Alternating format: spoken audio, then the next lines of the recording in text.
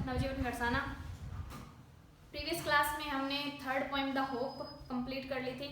आज हमारी fourth poem start हो रही है the seven ages of man. Seven ages of man के पोइट है विलियम शेक्सपियर। नाम सुना होगा सबने विलियम शेक्सपियर का। सेवन एजेस ऑफ मैन, आदमी की 7 एज, एक जो मनुष्य है वो अपनी लाइफ में 7 अवस्थाओं को जीता है, ऐसा मानना है विलियम शेक्सपियर का। और उन्होंने मनुष्य की इस पूरी लाइफ को 7 भागों में डिवाइड करके इस पोएम के अंदर लिखा है। बहुत अच्छी पोएम है, चलो स्टार्ट करते हैं। All the worlds is stage, पूरा संसार, ऑल द वर्ल्ड्स, ये सारा संसार इज स्टेज, एक रंगमंच है।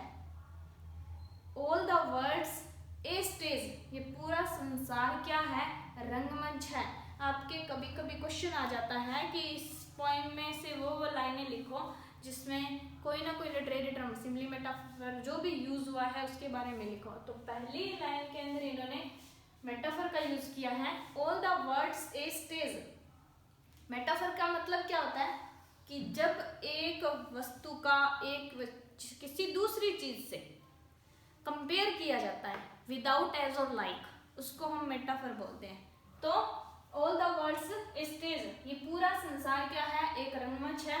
And all the man and women merely player, all the man and women, सभी स्त्री और पुरुष, मैन आदमी, वुमेन औरत, सभी स्त्री और पुरुष मियरली प्लेयर्स, मियरली मतलब केवल, मियरली का मतलब होता है केवल, प्लेयर्स हैं, खिलाड़ी हैं।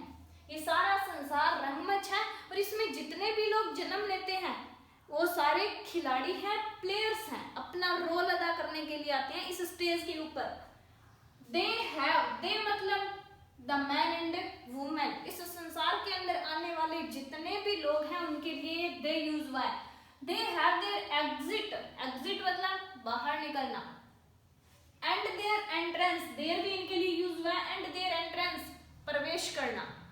ये सारे लोगों की एंट्री होती है और उसके बाद वहां से एग्जिट हो जाते हैं। यानी कि एक टाइम आता है जब कोई जन्म लेता है तो जन्म का टाइम उनके लिए एंट्रेंस है। उन्होंने इस संसार रूपी रंगमंच के अंदर प्रवेश कर लिया है, एंट्रेंस कर लिया है।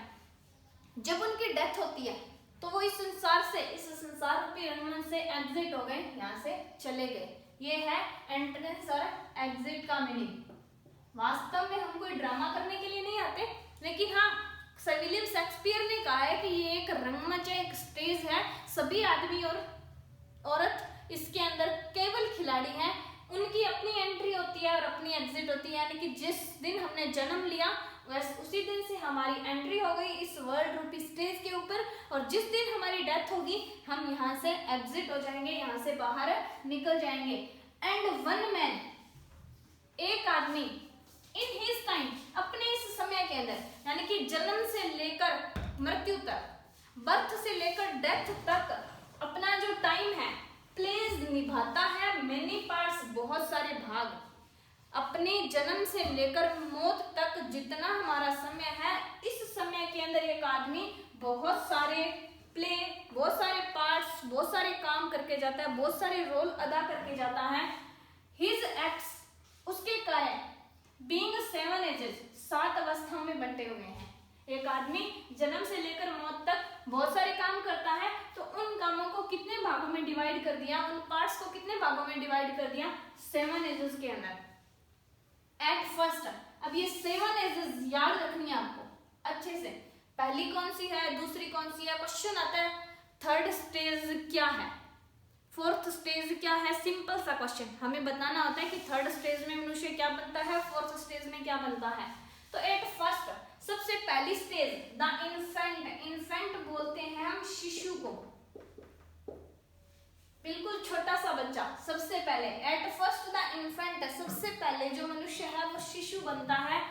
म्यूलिंग एंड पकिंग, म्यूलिंग का मतलब होता है रोना, पकिंग का मतलब होता है उल्टियां करना।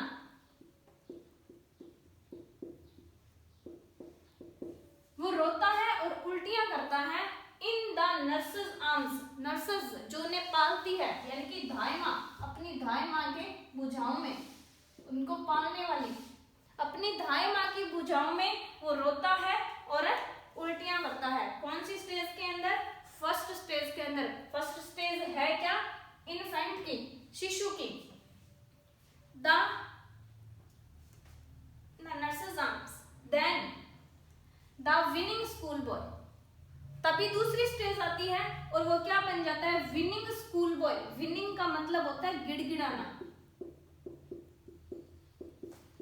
गिड़गिड़ाने वाला एक स्कूल का लड़का बन जाता है विद हिज स्टेचर, जिसके पास उसका थैला है, बैग है, स्कूल लेकर जाने वाला।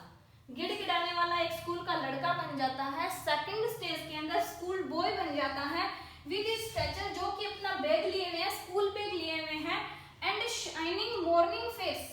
शाइनिंग मॉर्निंग फेस, उसका सुबह सुबह चमकदार चेहरा है। शाइनिंग चमकदार, मॉर्निंग फेस सुबह सुबह, सुबह का उसका चमकदार चेहरा है। क्रीपिंग मतलब रेंगना, और वो रेंग कर चलता है लाइक स्नेल, घोंगे की तरह। देखो लाइक स्नेल, यहाँ पर लाइक वर्ड यूज करके स्कूल बॉय को कंपेयर किया गया है एक जानवर के साथ। तो एक वस्तु का या फिर एक मनुष्य का जब किसी दूसरी थिंग से, मनुष्य का मनुष्य से कंपेयर करो तो वो कोई भी लिटरेरी टर्म नहीं होता, एक कंपैरिजन होता है, नॉर्मल कंपैरिजन। लेकिन यदि किसी दूसरी थिंग से हमने कंपैरिजन किया है तो वो एक सिमिली लिटरेरी टर्म होता है। तो यहाँ पर लाइक स्नेल, एक स्कूल बॉय को कंपेयर किया गया है स्नेल के साथ, तो यहाँ पर सिमिली लिटरेरी टर्म यूज हुआ है। फेस क्रीपिंग लाइक स्नेल, वो एक घोंगे की तरह रेंग कर चलता है। दूसरी स्टेज क्या है? एक स्कूल बॉय की है जो गिड़गिड़ाता है स्कूल जाने के टाइम पे।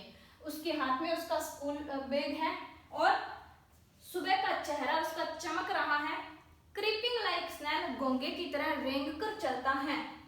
अनविलिंग टू स्कूल, रेंग कर क्यों चलता है? क्योंकि वो स्कूल जाने के लिए अनविलिंग है। अनविलिंग का मतलब होता है अनिच्छुक, स्कूल जाने का इच्छुक नहीं है, अनिच्छुक है वो स्कूल जाने के लिए। यहीं पे सेकंड स्टेज खत्म। एंड देन द लवर, तीसरी स्टेज में वो प्रेमी बनता है। शाइन लाइक फर्नेस, शाइन होता है गहरी सांस लेना, गहरी सांस लेता है। लाइक फर्नेस, एक भट्टी की तरह, यहां फिर से सिमिली यूज हुआ है, एक भट्टी के साथ एक मनुष्य की तुलना की गई है। देन द लवर, फिर वो एक प्रेमी बनता है, शाइन लाइक फर्नेस, और एक भट्टी की तरह गहरी सांस लेता है, आहें भरता है, with A woeful ballad. Woeful ballad का मतलब होता है दर्द भरे गीत, बैलेड मतलब गीत, और वो दर्द भरे गीत लिखता है। Mad to his mistress eyebrow, अपनी प्रेमिका की आईब्रो की प्रशंसा के अंदर।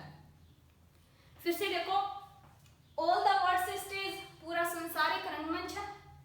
आदमी और औरत जो भी है इसमें मियरली प्लेयर, केवल खिलाड़ी हैं, केवल रोल अदा करने वाले हैं। And one man they have their exit and their entrance, उनकी अपनी एंट्री होती है और एग्जिट भी हो जाते हैं। यानी कि एक टाइम आता है जब वो इस संसार में प्रवेश करते हैं, और एक टाइम ऐसा आता है जैसे ही उनकी मौत होती है वो यहाँ से चले जाते हैं, उनकी एग्जिट हो जाती है। One man in his time plays many parts, एक मनुष्य अपने इस समय के अंदर, अपने इतने टाइम के अंदर बहुत सारी भूमिकाएं अदा करके जाता है। हिज एक्ट्स बीइंग 7 एजेस, और उसके जो कार्य है वो 7 भागों में डिवाइड है। एट फर्स्ट द इन्फेंट, सबसे पहले वो शिशु बनता है। म्यूलिंग एंड पकिंग, रोता है, उल्टियां करता है। नर्सेस आर्म्स, अपनी धाय माँ की भुजाओं के अंदर। Then the winning school boy, फिर वो स्कूल जाने वाला लड़का बनता है जो गिड़गिड़ाता रहता है, उसके हाथ में अपना स्कूल बैग है। शाइनिंग मॉर्निंग फेस, उसका चेहरा चमक रहा है। क्रीपिंग लाइक स्नेल, घोंगे की तरह रेंग कर चलता है क्योंकि वो स्कूल जाने का इच्छुक नहीं है।